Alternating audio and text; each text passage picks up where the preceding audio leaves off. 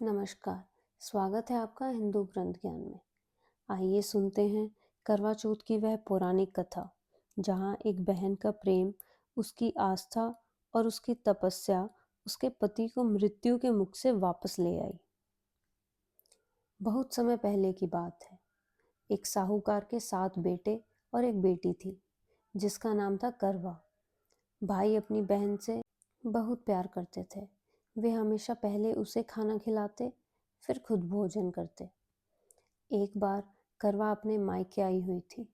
उस दिन करवा चौथ का व्रत था। शाम को जब भाई घर लौटे तो उन्होंने बहन से खाना खाने को कहा, लेकिन करवा ने बताया, आज मैं निर्जल व्रत पर हूँ।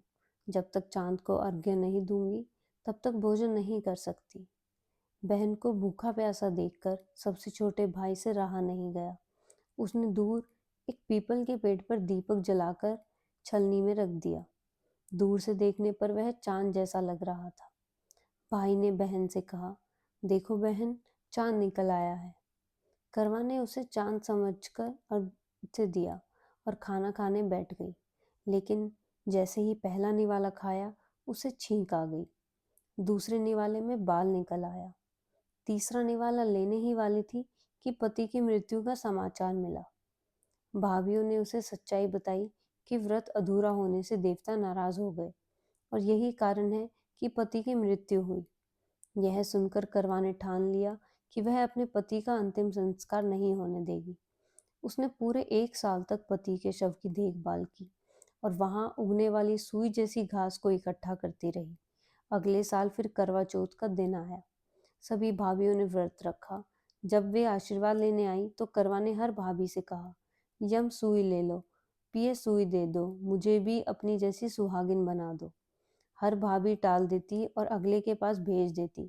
जब छठी भाभी आई तो उसने कहा, क्योंकि तुम्हारा व्रत सबसे छोटे भाई की वजह से टूटा था, इसलिए उसकी पत्नी में ही शक्ति है कि तुम्हारे पति को जीवित कर सके। अंत में सबसे छोटी भाभी आई। करवा ने वही आग्रह किया, लेकिन वह टालने लगी। करवा ने उसे कसकर पकड़ लिया और पति को जीवित करने की जिद की। भाभी छुड़ाने के लिए बहुत कोशिश करती रही, पर करवा ने उसे नहीं छोड़ा। अंत में उसकी तपस्या और दृढ़ता देखकर भाभी मान गई। उसने अपनी छोटी उंगली चीरकर उसमें से अमृत की बूंद पति के मुंह में डाली। तुरंत उसका पति उठ बैठा और श्री गणेश करने लगा। इस तरह करवा को अपना सुहाग वापस मिल गया। हे श्री गणेश, माता गौरी, जिस प्रकार करवा को चिर सुहागिन का आशीर्वाद मिला, वैसे ही सब सुहागिनों को अटल सौभाग्य का वरदान मिले। करवा चौथ की यह कथा हमें सिखाती है कि सच्ची निष्ठा, विश्वास और भक्ति से असंभव भी संभव हो जाता है। हे श्री गणेश, माता गौरी, सभी सुहागिन को अटल सौभाग्य और दीर्घ सुहाग का आशीर्वाद दें।